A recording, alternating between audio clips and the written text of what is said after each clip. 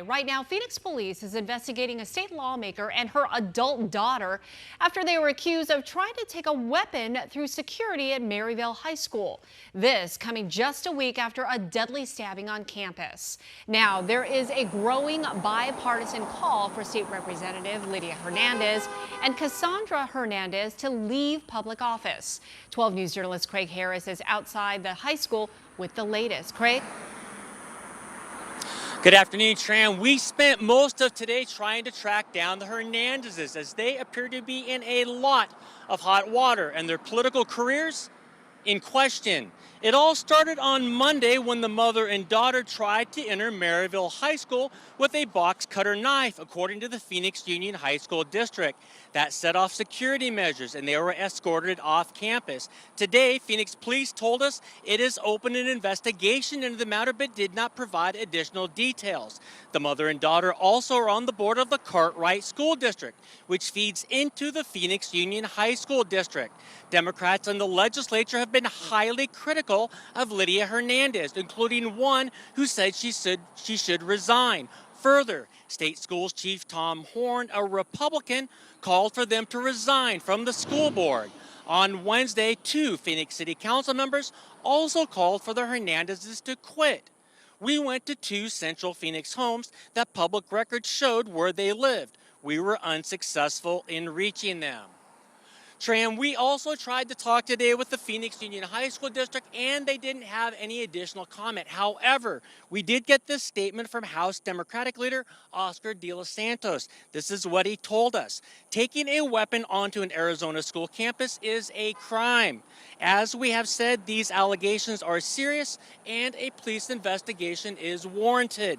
We will monitor the investigation as it unfolds. As with any Arizonan under criminal investigation, individuals are presumed innocent until proven guilty. Reporting from Maryvale, I'm Craig Harris, 12 News. All right, Craig, thank you. So let's take a legal deep dive into this. Attorney Hector Diaz joins me now. Phoenix Union, they're saying that they are planning to pursue all legal options. This includes pressing charges. So what do you think that the Hernandezes could be facing? They're potentially what are called misconduct involving weapons. I mean, you can't bring a weapon onto a school. I mean, especially after an incident that Absolutely. just happened like that. Anybody who goes on campus to drop off their children sees the signs immediately. They're on the doors. You cannot bring a weapon onto the school. Right. And so, here, at least what's coming out right now is that their intent wasn't to bring it onto school. Well, it was, but their intent was to test that, whatever device the electronic device that detects weapons, Right. I think is what's coming out. Now, whether that is in fact true, I mean, it appears to be true, right? Right. But here's my question. So let's just say that, that's what they say. They just wanted to test it out, especially what happened on Monday, right? Right. So, but if that's the case, I mean, what legal grounds do they have? I mean, if you're defending them, right. What would you argue?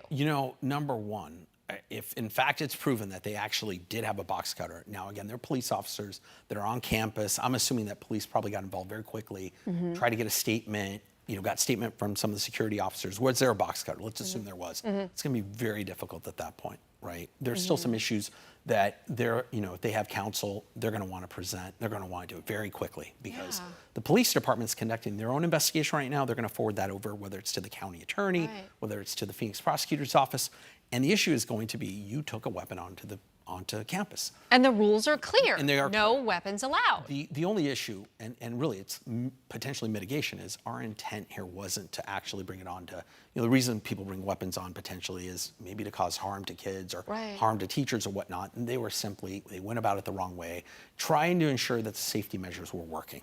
And so if they can get in the ear of, whether it's the county attorney or the head of the Phoenix prosecutor's office and say, hey, they went about it the wrong way, they made a mistake. Let's not press charges. Let's not file criminal charges here. That's really what I imagine if they have counsel, they're out ahead of this as quickly as possible. Okay, but speaking of charges, I mean, what could they be facing? They're looking at this, misconduct involving weapons. I believe it's a misdemeanor offense. I mean, up to 6 months in county jail. I mean, it's a really serious offense, and you really have to question the judgment here. Sure. All right, let's get to our next case, the murder of 10-year-old Rebecca Baptiste. Police say Rebecca was killed by her father, Richard Baptiste, and his girlfriend, Anicia Woods, back in July, while the couple was already under investigation by DCS over abuse claims. Records show DCS was contacted at least 12 times before her murder. The first report dates back to 2015. Child safety workers visited the Baptiste home when Rebecca was just 8 months old. Over and over through Rebecca's short life, people filed complaints about alleged abuse and neglect, and over, the state did not find enough evidence to take action. Now, the Apache County Attorney's Office is hoping to join Baptiste's and Woods' case together. I'm wondering, why join them together and not separate?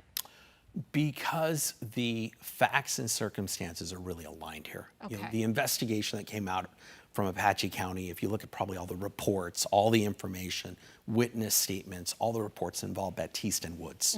And so to separate them, and really, I mean, I was a bit surprised that they weren't already joined from the beginning in terms of an indictment and how they were presented potentially to a grand jury.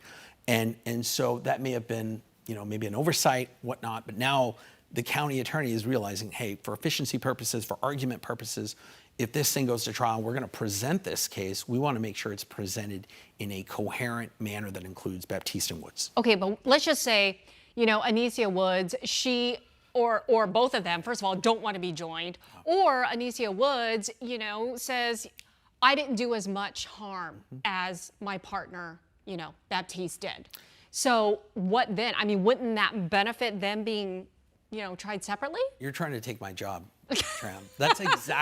Those are exactly the arguments that I expect both of these defendants to make. I think both of them are going to, more so I think Woods, but I think Woods is probably through her attorney going to recognize very quickly, I can't go to trial with Baptiste because, from what I've read, Baptiste is the primary kind of, person who's accused of doing this. Right. So if her argument is, I acted out of necessity, I acted out of duress, I had no choice here.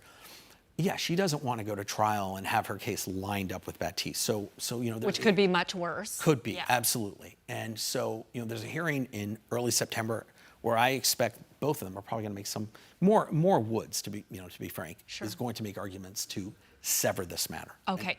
So here's what's interesting. Not only are they facing charges regarding Rebecca, but also her two siblings now. How does that weigh on this case? It just, one, if you're the defense attorney, it allows the county attorney to have more bites at the proverbial apple here in terms of the charges. I mean, some of these allegations related to, the children are very serious. I mean, those are dangerous crimes against children. So let's just say that, they're found not guilty on, the first degree murder case.